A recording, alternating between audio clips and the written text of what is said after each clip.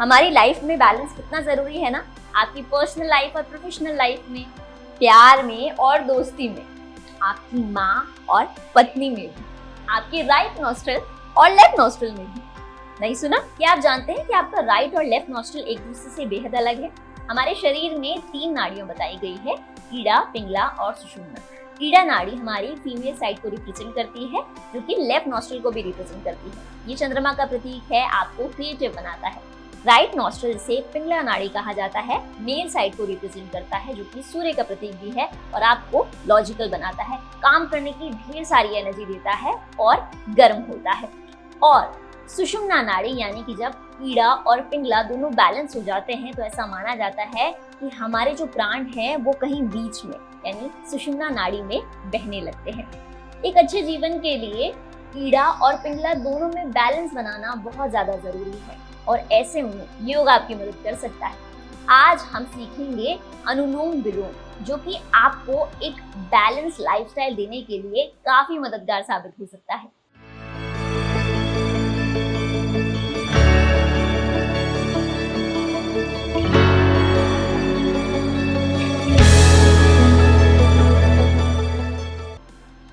Hello दोस्तों, योग हिंदुस्तान देख रहे हैं आप और मैं हूं आपकी योग इंस्ट्रक्टर प्रीति। आज मैं आपको बैलेंसिंग प्राणायाम सिखाने जा रही हूं, जिसका नाम है अनुलोम विलोम। वैसे ये कोई प्राणायाम का टाइप नहीं है, ये एक क्रिया है जो लोगों के बीच फेमस हो गई है काफी ज्यादा प्राणायाम के तौर पर, और क्योंकि इसे सांसों के माध्यम से किया जाता है और इसीलिए इसे प्राणायाम का नाम दे दिया गया। तो चलिए शुरू करते हैं, सीखते हैं कि इसे करना कैसे है।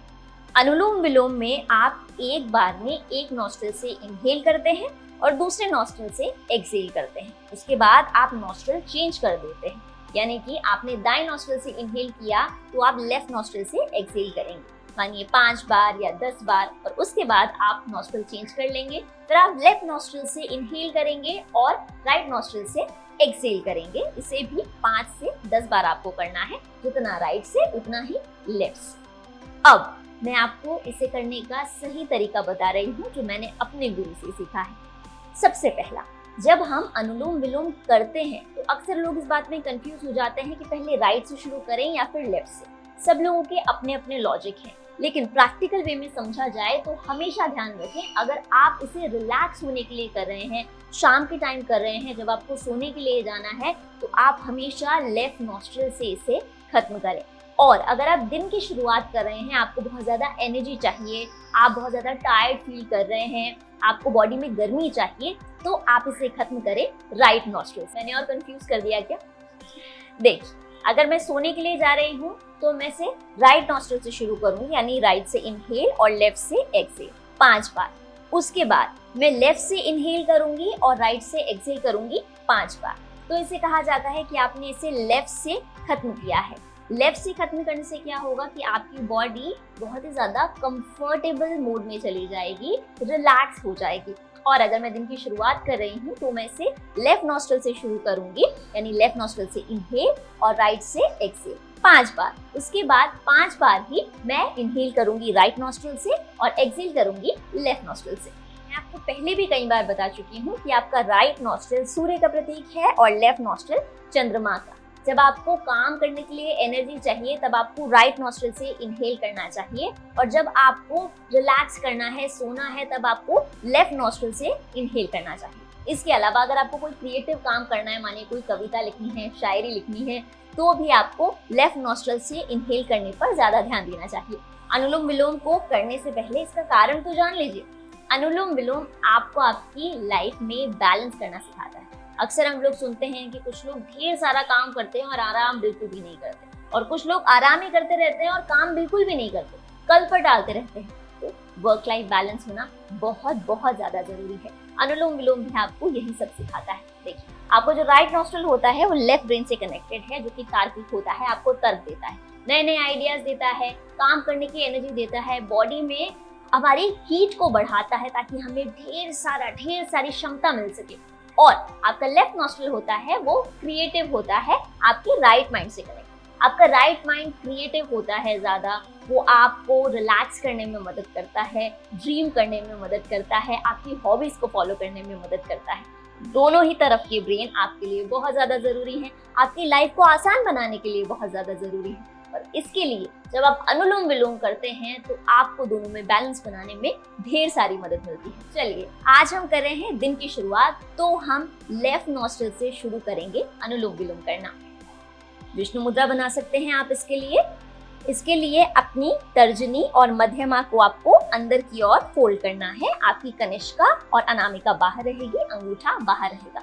अगर आपको ये मुद्रा बनाने में दिक्कत है तो आप सिंपल इस तरीके से भी कर सकते हैं, कोई बड़ी बात नहीं है। मुद्रा आपको ज्यादा बेनिफिट देती है, लेकिन ऐसा भी नहीं है कि अगर आप मुद्रा बनाएंगे ही नहीं तो आपको अनुलोम विलोम का बिल्कुल फायदा ही नहीं मिलेगा। बस मुद्रा आपके फायदों को एड ऑन कर देती है। चलिए दूसरे हाथ को आप इस तरीके से ज्ञान मुद्रा में रखेंगे, मुद्रा बनाएंगे। विष्णु मुद्रा मैंने बना ली है। इसके बाद लेफ्ट नॉस्ट्रिल से पूरी तरीके से एक्सहेल करेंगे। अब इनहेल करेंगे, राइट से एक्सहेल,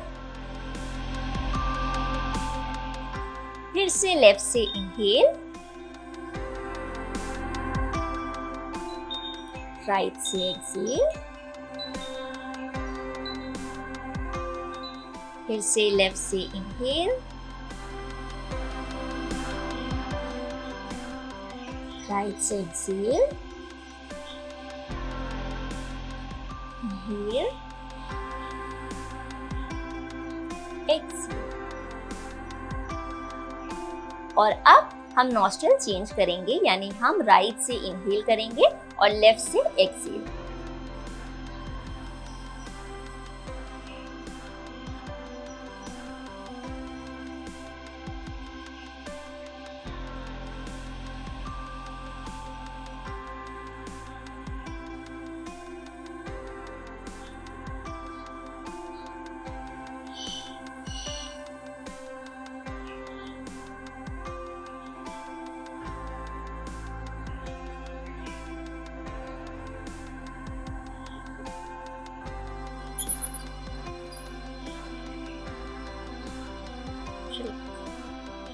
तो देखा आपने इसे करना कितना आसान था। मैंने कुछ ही देर किया है और मैं अभी से ही रिलैक्स फील कर रही हूँ। आप भी करेंगे। बहुत सारे लोग इस बात के ढेर सारे बहाने बनाते हैं कि अरे हमें तो टाइम ही नहीं है इसलिए हम योग नहीं कर सकते। सिर्फ 2 मिनट से शुरुआत करनी है और धीरे धीरे करके अगर आप इसे 5 मिनट भी कर लेते हैं हर रोज के लिए तो आपको इसके ढेर सारे बेनिफिट मिलेंगे। और जब भी आप योग करें कोशिश करें कि कुछ चीज़ों का आप ध्यान रख सकें। सबसे पहला, खाने के तुरंत बाद कभी भी किसी भी तरीके का योग ना करें, ना तो आसन, ना ही प्राणायाम और ना ही कोई क्रिया।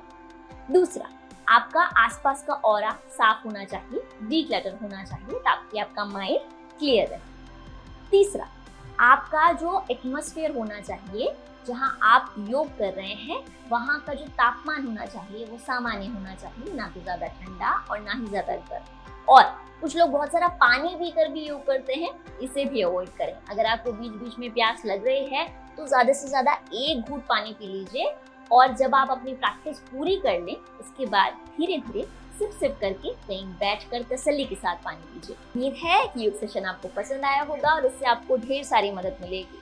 मुझे कमेंट बॉक्स में जरूर बताइए कि आपको हमारे वीडियोस कैसे लगते हैं, और अगर आप चाहते हैं कि हम कुछ और चीज़ों के बारे में बात करें तो उसे भी आप लिख सकते हैं। हम अपने वीडियोस पर ढेर सारी मेहनत कर रहे हैं ताकि आपका लाइफस्टाइल इम्प्रूव हो सके। हमें रिस्पॉन्स जरूर दीजिए। मैं हूँ प्रीति। अगले हफ्ते आपसे फिर होगी मुलाकात एक और ऐसी समस्या के साथ जो आपको परेशान कर रही है और इसका हल ढूंढेंगे हम योग के माध्यम से।